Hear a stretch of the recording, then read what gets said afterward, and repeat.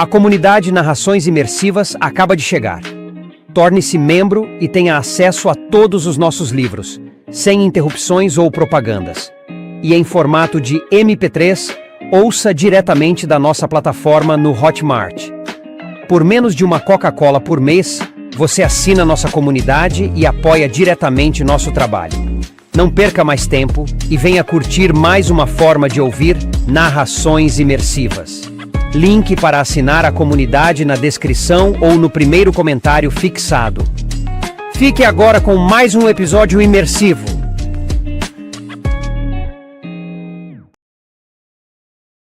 Saga Jogos Vorazes. Em Chamas. Livro 2. De Suzanne Collins. Narrado por Andressa Baudet. 5. O homem acaba de desabar no chão quando uma parede de uniformes brancos de pacificadores bloqueia a nossa visão. Vários soldados estão com armas automáticas em punho nos empurrando de volta à porta. "Estamos indo", diz Pita, empurrando o pacificador que está me pressionando. "Nós já entendemos, beleza?" "Vamos lá, Katniss." Ele me abraça e me guia de volta ao edifício de justiça. Os pacificadores seguem 1 ou 2 passos atrás de nós. Assim que chegamos ao interior do prédio, as portas são fechadas e ouvimos as botas dos pacificadores se dirigindo de volta à multidão. Haymitch, F, Portia e Cinna esperam embaixo da tela cheia de estática que está montada na parede, seus rostos tensos devido à ansiedade. "O que aconteceu?" F se apressa a perguntar. "A imagem saiu do ar logo depois do lindo discurso de Katniss, e então Haymitch disse que teve a impressão de ter ouvido um tiro, e eu disse que isso era ridículo, mas quem sabe? Tem lunático por tudo quanto é canto." "Não aconteceu nada, F. Foi o motor de um caminhão velho que explodiu", diz Pita, tranquilo. Mais 2 tiros. A porta não abafa muito bem o som. Quem foi agora? A avó de Trash? Uma das irmãs de Rue? "Vocês 2. Venham comigo", diz Haymitch. Pita e eu o seguimos, deixando os outros para trás. Os pacificadores que estão estacionados ao redor do edifício da justiça dão pouca importância aos nossos movimentos agora que estamos em segurança no interior do prédio. Subimos uma magnífica escadaria de mármore em curva. No topo, há um longo corredor com um carpete puído. Portas duplas estão abertas, nos dando as boas-vindas ao interior da primeira sala que encontramos. O teto deve ficar a uns 6 metros de altura. Desenhos de frutas e flores estão esculpidos no friso, e crianças pequenas e gorduchas com asas olham para nós de cada ângulo da sala. Vasos de flores exalam um aroma doce que me dá coceira nos olhos. Nossos trajes de gala estão pendurados na parede. Essa sala foi preparada para nosso uso, mas o tempo que ficamos aqui mal é suficiente para deixarmos nossos presentes. Então, Haymitch arranca os microfones de nossos peitos, enfia-os debaixo da almofada de um sofá e acena para nós. Até onde sei, Haymitch só esteve ali uma única vez, quando participou de sua própria turnê da Vitória décadas atrás. Mas ele deve ter uma memória fantástica ou instintos confiáveis, porque nos conduz através de um emaranhado de escadarias tortuosas e corredores cada vez mais estreitos. Às vezes ele para e força alguma porta. Pelo chiado de protesto das dobradiças, dá para dizer que faz um bom tempo que ela não é aberta. Por fim, subimos uma escada que dá num alçapão. Quando Haymitch empurra a porta para o lado, entramos no domo do edifício da justiça. É um lugar imenso, cheio de móveis quebrados, pilhas de livros, escadas de biblioteca e armas enferrujadas. A poeira não é retirada há anos. A luz luta para penetrar no ambiente através de 4 janelas quadradas encardidas em cada lado do domo. Haymitch dá um chute no alçapão e se vira para nós. "O que aconteceu?" pergunta ele. Pita relata tudo o que ocorreu na praça. O assobio, a saudação, nossa hesitação na varanda, o assassinato do velho. "Haymitch, o que está acontecendo?" Vai ser melhor você mesma falar, diz Haymitch para mim. Eu discordo. Acho que vai ser 100 vezes pior se eu mesma falar, mas conto tudo a Peeta, com o máximo de calma que consigo reunir. Sobre o presidente Snow, a inquietação nos distritos. Não omito nem mesmo o beijo de Gale. Exponho os detalhes de como todos estamos em perigo, de como o país inteiro está em perigo por causa do meu truque com as amoras. Era para eu consertar as coisas nessa turnê, fazer todo mundo acreditar que agi por amor, acalmar os ânimos, mas obviamente tudo o que fiz hoje foi deixar 3 pessoas mortas, e agora todo mundo na praça vai ser punido. Sinto-me tão mal que sou obrigada a sentar no sofá, apesar das molas e do estofo expostos. Aí eu também acabei piorando as coisas, dando dinheiro, diz Peeta. De repente, ele dá um soco num abajur precariamente colocado em cima de um engradado e o objeto voa pela sala despedaçando-se no chão. Isso precisa acabar. Agora. Esse joguinho de vocês dois ficarem contando segredos um para o outro e escondendo de mim como se eu fosse uma pessoa inconsequente ou idiota ou fraca demais para lidar com eles. Não é bem assim, Peeta. Começo. É exatamente assim. Ele berra. Também tenho várias pessoas de quem gosto, Katniss. Família e amigos no Distrito 12 que vão morrer exatamente como as de que você gosta, se a gente não resolver isso aqui. Quer dizer então que, depois de tudo que a gente passou na arena, não tenho nem o direito de ouvir a verdade de você? Você é sempre tão confiável e uma pessoa tão boa, Peeta, diz Haymitch. E ainda por cima tão inteligente ao se colocar diante das câmeras que nem passou pela minha cabeça perturbar essa harmonia.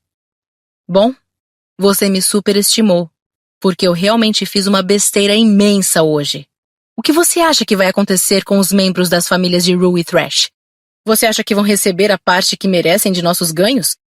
Você acha que dei a eles um futuro brilhante? Porque acho que eles vão ter sorte se sobreviverem a esse dia. Peeta joga mais uma coisa pelos ares. Uma estátua dessa vez. Eu nunca ouvi se comportar dessa maneira. Ele tem razão, Haymitch. Digo. Nós erramos em não contar tudo para ele, mesmo lá na capital. Mesmo na arena. Vocês dois tinham uma espécie de sistema montado, não tinham? Pergunta Peeta. A voz dele está mais calma agora. Uma coisa da qual eu não fazia parte. Não. Não oficialmente. Eu só conseguia saber o que Haymitch queria que eu fizesse a partir das coisas que ele enviava, ou não enviava, digo. Bom, eu nunca tive essa oportunidade, porque ele nunca me enviou nada até você aparecer, diz Peeta. Eu não tinha pensado muito sobre isso. Qual deve ter sido a perspectiva de Peeta quando apareci na arena com um remédio para queimaduras e pão, ao passo que ele, que estava à beira da morte, não tinha recebido nada. Era como se Haymitch estivesse me mantendo viva e deixando ele morrer. Veja bem, garoto, começa Haymitch. Não precisa se preocupar, Haymitch. Sei que você precisava escolher um de nós. E eu também queria que ela tivesse sido a escolhida. Mas isto aqui é diferente. Há pessoas mortas lá fora. E mais pessoas vão morrer a menos que a gente trabalhe muito bem.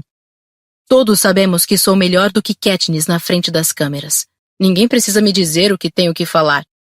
Mas preciso saber no que estou me metendo, diz Peeta. De agora em diante você será informado de tudo, promete Haymitch. Acho bom, diz Peeta. Ele nem se dá o trabalho de olhar para mim antes de sair. A poeira que levantou fica pairando no ar à procura de novos lugares onde pousar.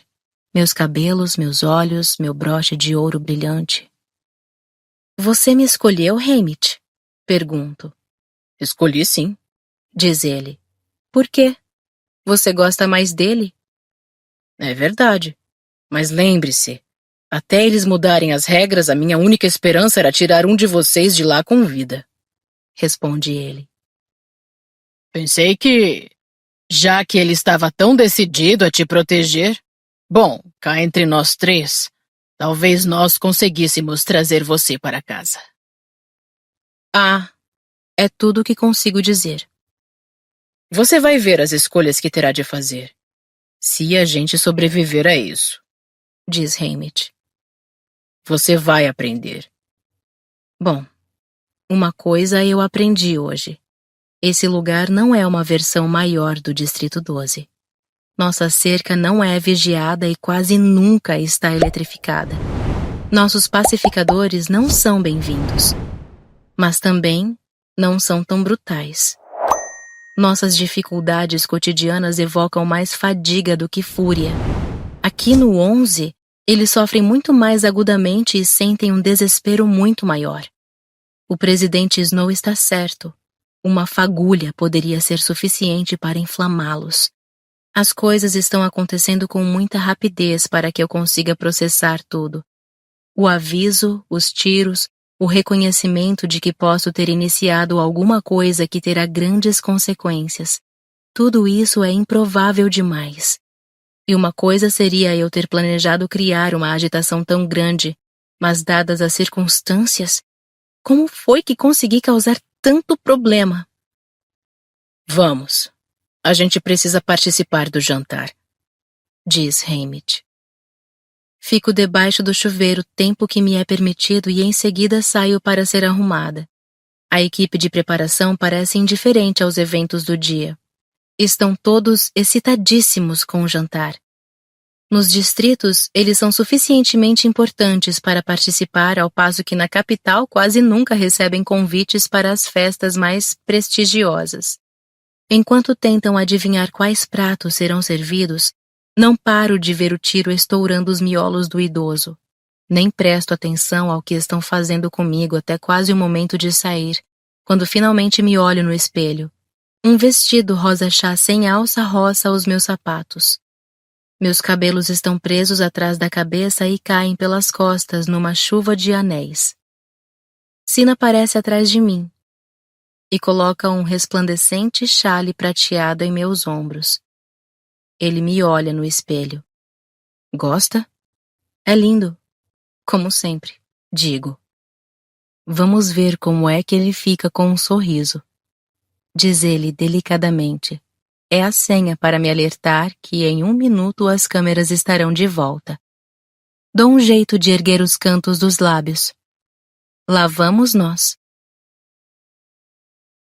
Quando nos reunimos para descer para o jantar, dá para ver que Effie está irritada. Certamente Haymitch não contou para ela o que aconteceu na praça. Não ficaria surpresa se Sina e Posha soubessem, mas ao que parece existe um acordo tácito para que Effie fique fora do circuito das más notícias. Mas não demora muito até que o problema apareça. Effie recapitula o cronograma da noite e em seguida o joga para o lado. E então? Graças a Deus, vamos entrar naquele trem e dar o fora daqui, diz ela. Algo errado, Effie? Pergunta Sina. Não gosto do jeito como a gente tem sido tratado. Jogados dentro de caminhões sem poder pisar na plataforma e depois, mais ou menos 1 hora atrás, decidi dar uma olhada em volta do edifício da Justiça. Vocês sabem que sou meio especialista em arquitetura. Ah, sim, ouvi falar, diz Posha, antes que a pausa ficasse longa demais. Então, estava apenas dando uma olhadinha ao redor porque as ruínas dos distritos vão dar o que falar esse ano, quando 2 pacificadores apareceram e me mandaram voltar aos meus aposentos. Um deles, inclusive, encostou a arma em mim, diz Effie.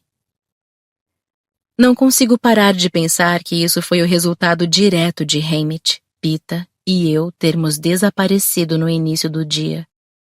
É reconfortante, na verdade, pensar que Haymitch talvez tenha agido de modo correto, que ninguém estaria monitorando o domo empoeirado onde nós conversamos, embora eu aposte que agora estejam.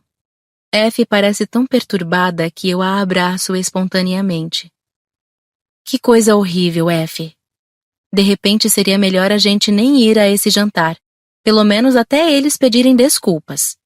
Sei que ela jamais concordaria com isso, mas seu estado de espírito melhora consideravelmente diante da sugestão, diante do reconhecimento de sua reclamação. Não, eu consigo. É parte do meu trabalho lidar com os altos e baixos, e a gente não pode deixar os dois perderem o jantar, diz ela. Mas obrigada pela sugestão, Katniss. F nos coloca a informação para a entrada. Primeiro as equipes de preparação, depois ela, os estilistas, Haymitch. Pita e eu, é claro, vamos por último. Em algum lugar mais abaixo, músicos começam a tocar. Quando a primeira onda de nossa pequena procissão começa a descer os degraus, Pita e eu ficamos de mãos dadas. Haymitch diz que errei em brigar com você. Você estava apenas agindo de acordo com as suas instruções. Comenta Pita. E eu estaria mentindo se dissesse que nunca omiti coisas de você no passado. Lembro do choque ao ouvir Pita confessando seu amor por mim na frente de Panem inteira. Haymitch sabia disso e não tinha me dito nada. Acho que eu mesma também quebrei algumas coisas depois daquela entrevista. Só uma urna, diz ele. E as suas mãos. Mas esse tipo de atitude não faz mais sentido, faz? Mentirmos um pro outro. Nenhum sentido, diz Pita. Esperamos no topo da escada, permitindo que Haymitch se coloque a 15 passos de distância, de acordo com a orientação de F. Foi só uma vez mesmo que você beijou Gale? Fico tão atônita que respondo. Foi. Com tudo o que aconteceu hoje, será que essa pergunta realmente o estava atormentando tanto? 15 passos. Vamos nessa, diz ele. Uma luz nos atinge e exibo o mais esplêndido sorriso que alguém pode imaginar. Descemos os degraus e somos tragados pelo que se torna uma indistinta coleção de jantares, cerimônias e viagens de trem. Todo dia é a mesma coisa. Acordar, se vestir, andar em meio a multidões entusiasmadas, ouvir um discurso em nossa homenagem, fazer um discurso de agradecimento em retribuição, mas apenas o que a capital nos forneceu, jamais acrescentar quaisquer adendos pessoais a partir de agora. Às vezes uma breve turnê, uma olhadinha no mar em um distrito, florestas altíssimas em outro. Fábricas feiosas, campos de trigo, refinarias fedorentas, vestir os trajes de gala, participar de jantares. Trem. Durante as cerimônias, somos solenes e respeitosos, mas sempre grudados um no outro, pelas mãos, pelos braços. Nos jantares ficamos à beira do delírio em nosso amor recíproco. Nós nos beijamos, dançamos, somos pegos tentando dar uma escapadinha para ficarmos a sós. No trem, ficamos silenciosamente tristes enquanto tentamos avaliar o efeito que estaríamos provocando. Mesmo sem nossos discursos pessoais para desencadear discordâncias, não é preciso dizer que os que fizemos no Distrito 11 foram editados antes de o evento ser transmitido. Dá para sentir algo no ar, uma panela no fogo prestes a transbordar. Não em todos os lugares. Algumas multidões lembram gado a caminho do matadouro, impressão que eu sei que o Distrito 12 normalmente projeta nas cerimônias dos vitoriosos, mas em outros, particularmente no 8, no 4 e no 3, existe uma genuína felicidade estampada nos rostos das pessoas assim que nos veem, e por trás dessa felicidade, fúria.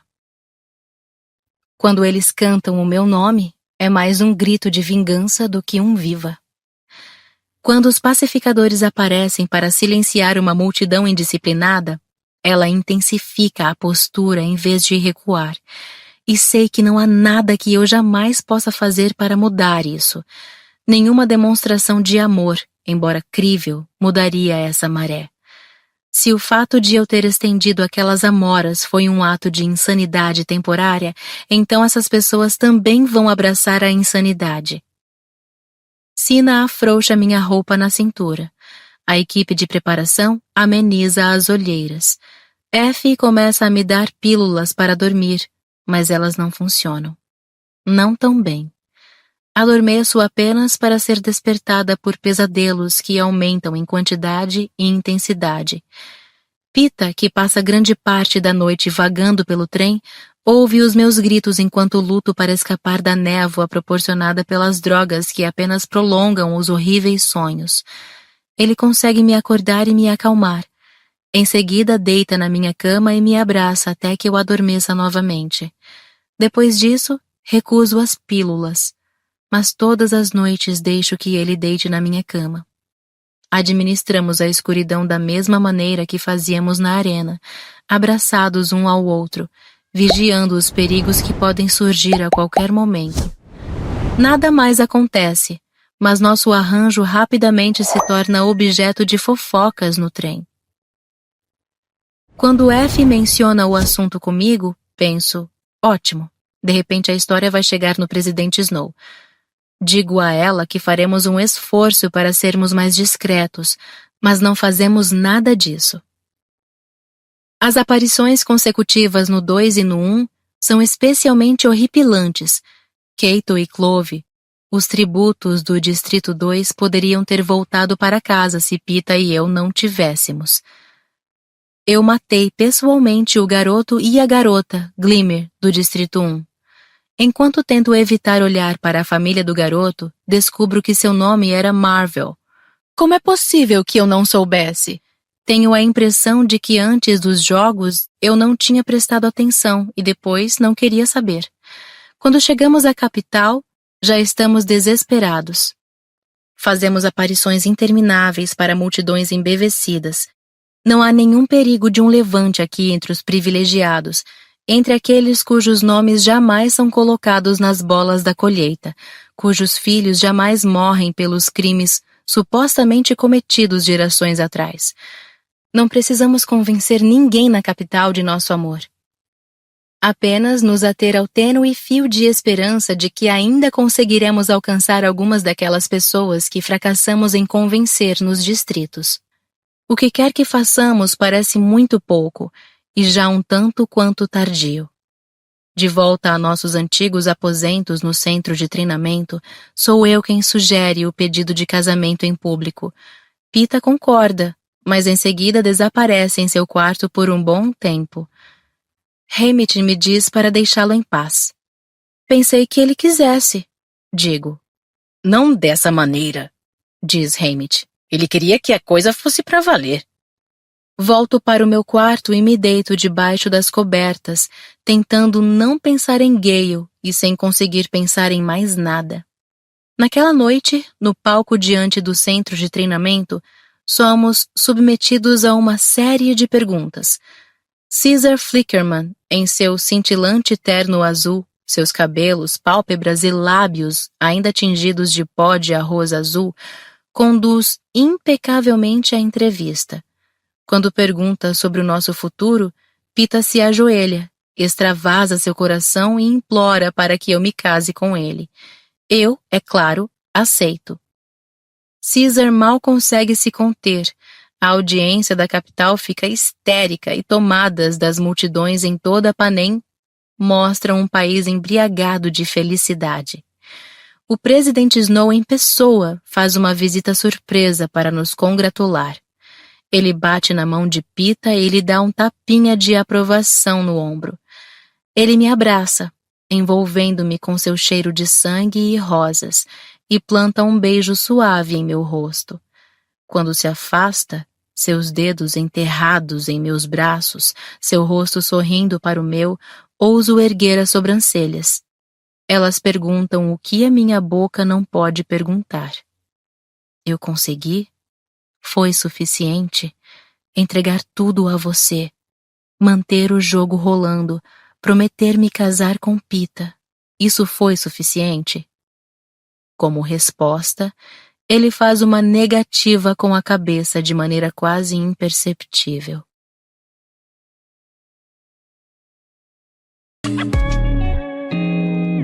O canal Narrações Imersivas agradece por ter ouvido mais um episódio conosco.